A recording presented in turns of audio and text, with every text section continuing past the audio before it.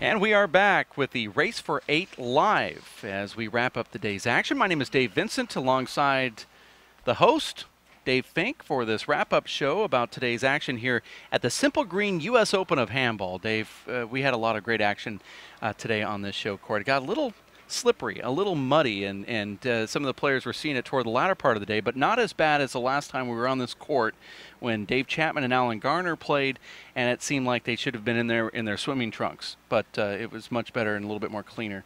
But let's start off about talking about what happened earlier in the day. You had to face Andy Nett, the Dreamboat from Minnesota. How did that match go? We were unable to broadcast it right here on the internet. Well, unfortunately for me, Dave, it was the Dreamboat with just so much power, incredible serves, amazing backwall shots with both hands, and he's got that incredible ability, Dave, to retrieve balls. He was flying around the court and just really in the tiebreaker stepped up his game to another level. I felt like I let the first game get away from me a little bit, lost that 21-10, even though I felt like I was in that game most of the way. It was down 15-10 for a while, and then he pulled away the second game. I felt pretty comfortable in the tiebreaker. He got off to a nice lead, and I just couldn't stop him. So, you know, Andy Nett has really improved his play over the last couple years, traveling to all these events, Dave, and he'll be facing Nadi Alvarado tomorrow. I give him a pretty good chance to beat Nadi tomorrow. Andy Nett's playing excellent handball right now. Now remember, Andy Nett did face Nadi Alvarado a couple years ago in Idaho about this time of year, and he took him to a tiebreaker. Could he do it again tomorrow? Well, that was actually just a year ago. That was Nadi's first tournament back. But, Dave, judging by what I saw today from Nadi Alvarado and what I experienced today with Andy Nett, I think Andy Nett has a good chance tomorrow. I mean, I know Nadi tries to work his way into these events and probably didn't go at 100% today, but certainly Andy Nett will push Nadi tomorrow with his speed and his power and his shot-making ability. You are watching Race for 8 live. Let's put another 1 minute and 30 seconds on the clock here. Robbie McCarthy and Armando Ortiz. We knew before this tournament started, when we saw this matchup come up on the draw sheet, that this was going to be a good one. But also, some people, the insiders, said Robbie McCarthy is going to take down Armando Ortiz, and Armando's not going to get out of single digits. Well, today it was 21-10, 21-12. What are your thoughts? Well, Dave, unfortunately, I was unable to see that match. I was playing at the same time, but I cannot say that I'm surprised based on what I've heard about Robbie McCarthy over the last year in Ireland and what I've seen from Armando Ortiz in the last couple of weeks. Armando has not been sharp. He looks a little bit out of shape right now. Just doesn't look like the Armando Ortiz that we saw on the comeback trail last spring, who defeated Alan Garner and Sean Lennon. And Robbie McCarthy, Dave, is a serious contender for this championship. He comes in as a number 10 seed, but believe me, Dave, he's got the ability to knock off anyone in this draw, and tomorrow he'll face Sean Lennon in a battle of two big hitters. And I think that match is a toss-up, Dave. I know those players have never met, and I think the new ball will actually favor the Irishman tomorrow, and that could be the difference. Now, do you think that Sean Lennon can defeat Robbie McCarthy? Now, after this match between Robbie and Armando got over with, he came over here and started talking to me. He said, I have to get past Sean Lennon. I've never thought in my wildest dreams I could even be playing on the same court with him. He seems to be very humble about that. Well, that could actually work in Sean's favor, because Robbie McCarthy, Dave, is intimidated. He knows Sean Lennon is capable of doing pretty much anything on the handball court. So if Robbie McCarthy has that mentality, it could be a big benefit to Sean Lennon. Now we're talking about Robbie McCarthy from Ireland. Let's put another minute and 30 seconds on here and chat about fellow countryman Charlie Shanks. He's actually up in Northern Ireland in Belfast, now living in the United States in New Jersey. He faced Tommy Little. It was a match that we saw just a couple hours ago, and it was fairly close. Tommy Little got 16 the first game, and then 14-13 that second game. What do you think about that match as you stepped in and watched Charlie Shanks do what he does best, and that's control the tempo? Well, I didn't think Charlie Shanks was doing what he did best today. His serve wasn't as great as I've seen it in the past. He wasn't killing the ball as consistently as I've seen him kill the ball in the past. Now, certainly, a lot of that has to do with Tommy Little and his great defensive play, but Charlie Shanks looked a little bit off in there today, Dave. I'm sure he's trying to get himself acclimated to the courts and also to the new ball, but Charlie Shanks will need to play better tomorrow if he wants to have a chance to upset our defending champion, Alan Garner. Tommy Little, what does he have to do as he moves forward from this tournament? Well, Tommy Little played excellent handball, Dave, at the Nationals, defeated Andy Nett after trailing 21-4, 18-4 in the second game, came back and actually won that match and pushed Dave Chapman, who won the event, to a tiebreaker in the quarterfinal there. But since then, Dave just hasn't been real sharp. He didn't look good in Vegas, where he lost in the first round of the 3-wall event there, and he lost his first match to Desi Keegan just 2 weeks ago, and now losing his first match here. So he's on a losing streak, Dave. He hasn't been playing well, and you have to think that until he can get that confidence going again, that it could be a difficult race season for him. Okay, as we look at the matchup starting for tomorrow, Garner versus Shanks. Now, these are two of the top hitters in the sport. Well, Alan Garner, we've seen him play multiple times throughout the year, Dave. You know that he can hit the ball hard. Charlie Shanks has incredible hidden power for that big structure of his. It seems like he should hit every ball hard, but when he lays into it, it is even harder than that. Charlie Shanks playing Alan Garner. How many broken balls are we going to see tomorrow? Well, certainly, Dave. We didn't see too many balls break today. We'll get into the ball a little bit later in the show, but Charlie Shanks and Alan Garner have a pretty nice history of some great matchups between one another. I know that we watched them play in the Casey Lawler Cup, Dave, in San Francisco, where it was Alan Garner winning 11-7 in the tiebreaker. Alan Garner also defeating Charlie Shanks in the 2010 USHA 4-Wall Nationals in Austin, Texas, in a close tiebreaker. So Charlie Shanks knows that he's right there on the cusp of taking out Alan Garner or any of these other top players. Will he have the mental fortitude, though, tomorrow, Dave, to be able to close out the match? The knock on Charlie Shanks is when the match gets a little bit close, he's prone to making some errors. Alan Garner rock solid in the clutch. Could that be the difference tomorrow? I'm expecting a very close match. So are you going to pick a champion on that? I mean, Alan Garner is the defending champion. Who's going to win tomorrow? I'm putting you on the spot. I'm going to go with the blonde bombshell, Alan Garner. I'm taking Charlie Shanks on that, and I believe my horse actually has a little bit more steam than yours. Well, I think my horse is going to have some steam because he didn't play today. Charlie Shanks did play today, pushed somewhat by Tommy Little, and it was Alan Garner just sort of chilling here today. Well, that doesn't always benefit the player that doesn't has the rest, doesn't always win. Let's put another minute and 30 seconds on the clock here and talk about Sean Lennon and Robbie McCarthy. And as I said, Robbie came into the booth. We had a nice private conversation that I shouldn't be telling everybody at home, but he did state that he felt very humble that I'm not quite sure I can defeat a Sean Lennon. And I said, didn't you watch him play earlier today? He did not look good. And he said, no, I didn't. So I don't know exactly where his head is at or if he's just being overly humble. But Robbie McCarthy played incredible handball today, and now he's going to go up against the guy who's been in the finals here before, Sean Lennon. Well, it's interesting, Dave, hearing the Irish talk about how they are intimidated playing some of these American stars that they've watched throughout the years and they've heard so much about, but the Americans also intimidated by playing the Irish because the Irish have come over here and pretty much taken all of the titles in the last 5 or 6 years with Tony Healy and obviously Paul Brady, Dave. And, you know, Sean Lennon has to be apprehensive as well. He's playing a guy that he's never seen before, he's never played, and he'll have to adjust to his style just as Robbie McCarthy will have to adjust to his. Now, we did talk to Robbie McCarthy's countryman last night, Charlie Shanks, and he said, you know, if his head is in the right place, he can do a lot of damage at this event. I believe that Robbie McCarthy has been really toning up and getting into shape, playing sometimes 3 times in one day, and Sean Lennon seemed to be morphing away from that sort of physical routine. It's going to be a strange clash between two of next generation's top players. I can see these guys in 2020 playing in a national championship. Let's put another minute and 30 seconds onto the clock here. David Chapman is going to face Luis Moreno. We've seen this matchup before. It's a great contrast of what professional handball is. Dave Chapman has a methodical approach. He's very well planned. He thinks about what he's going to do. And then we've got Luis Moreno, who's got that Nati Alvarado Jr. type of skills mixed in with a Toddy Severa power and a Sean Lennon, a little bit of Sean Lennon's hands.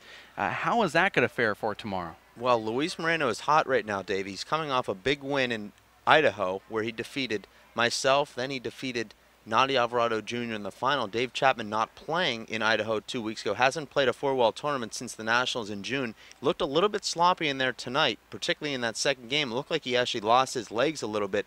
That could prove to be doom for Dave Chapman tomorrow because he will have to do a lot of running against Luis Moreno. Luis Moreno will keep him on the court, and that power from Luis Moreno, Dave, takes a lot out of your legs to continue to fight off that kind of power that's coming at you consistently on every shot. Luis Moreno has the ability, Dave, to just drill the ball from everywhere on the court and constantly put you under pressure. Even Dave Chapman, who's got that amazing court sense and awareness. Do you think that that new 21 ball is going to play into that amazing power from Luis Moreno? He also has a great hop serve. Will Dave Chapman be able to figure out how to get that stuff back, and will this ball play a factor in on it? I actually believe that the ball will help Luis Moreno because this ball flies around the court. This ball is incredibly fast, and I think it's only going to enhance Luis Moreno's power. Okay, let's switch over, put another minute and 30 onto the clock. Ashley Moeller from Tucson, Arizona, playing a Irish women's pro athlete, Lorraine.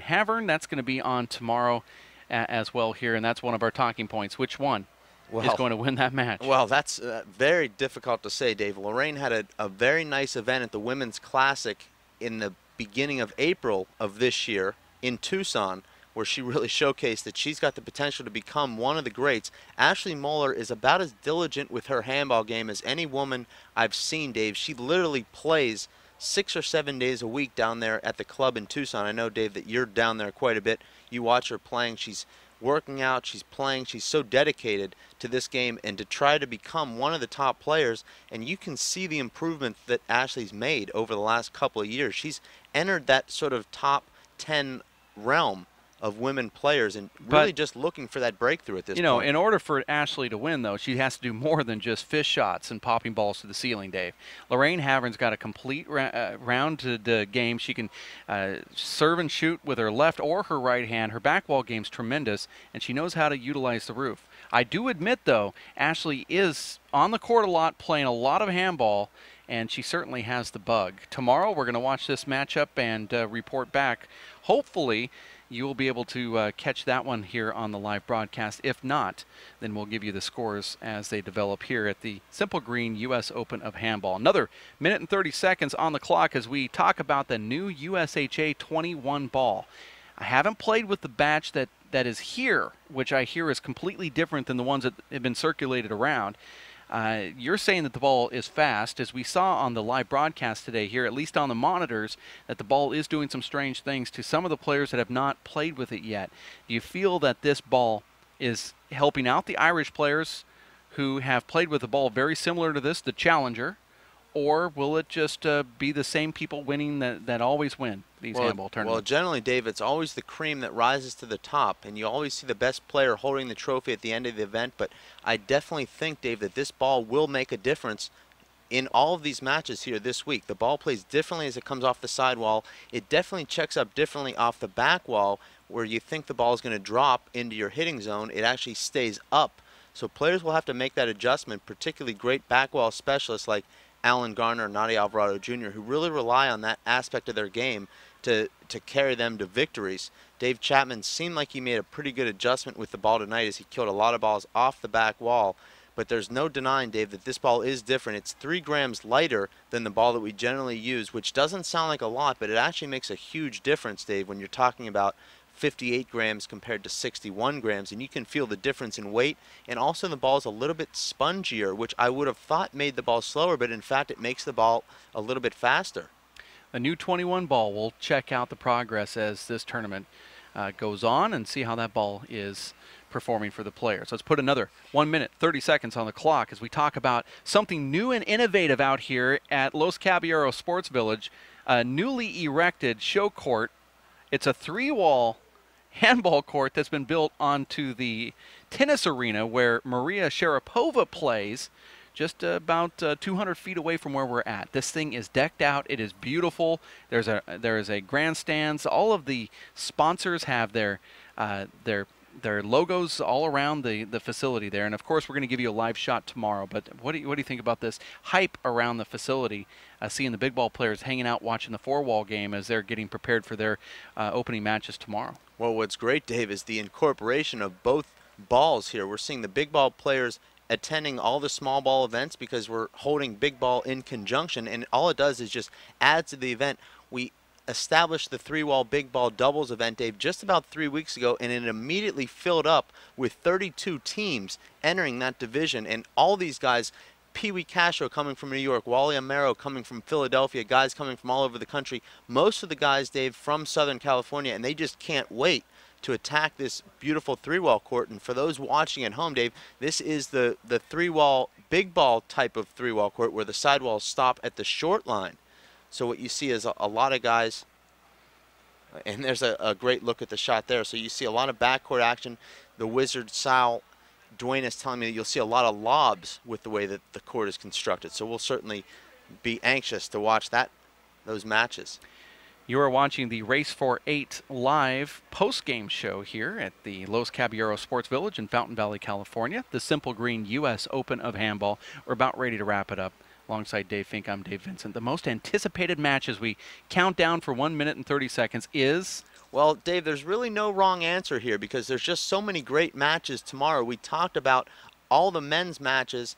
I'm going to say that my most anticipated match, Dave, is Sean Lennon against Robbie McCarthy. Now, these are two guys, Dave, that are at the top of the sport. They've never played each other. Robbie McCarthy clearly a little bit awestruck by Sean Lennon. Sean Lennon not really knowing what to expect from Robbie McCarthy. I mean, this is something that's going to be completely unique. Two top players playing each other for the first time. Most of these matches, Dave, we've seen Charlie Shanks and Alan Garner play each other 4 or 5 times. We've seen Luis Moreno and Dave Chapman play each other 15 times. But these guys are actually playing for the first time, and to me, Dave, that's incredibly exciting. Well, my most anticipated match is Charlie Shanks versus Alan Garner. Alan Garner's the #1 seed. He won the tournament last year and all of the money, but he's been rested. Charlie Shanks has a match underneath his belt, and as we've seen, there's about a 50-50 chance that that person that's rested with a higher seed doesn't have a chance to succeed. So we'll see what happens with that one as well. Charlie Shanks and Alan Garner, both of them have a tremendous power. Alan has played in a lot of big matches, and Charlie back home has as well. Just not here in American scene and with all of the cameras. So we'll see what happens with that. That's my anticipated match. We're going to say goodbye for the day. It's been a long one. We'll be back tomorrow at 11 o'clock for our first broadcast match. Actually, 30 minutes before that, Race for 8 live breakfast at Los Cab with yours truly and Dave Fink. We're going to say goodbye for now. We hope you have a great evening, and we'll see you tomorrow here at racefor8.com. Hello, I'm Bruce Fabrizio, inventor of Simple Green. Our non-toxic, biodegradable, all-purpose cleaner works great for cleaning.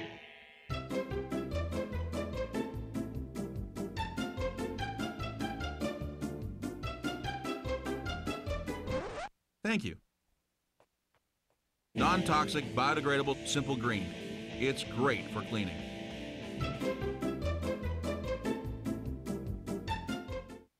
I'm Bruce Fabrizio, inventor of Simple Green, the finest non-toxic cleaner in the world. For more than 35 years, I've worked to establish truth in labeling laws and have verified my product's safety credentials. For more information, visit us at simplegreen.com.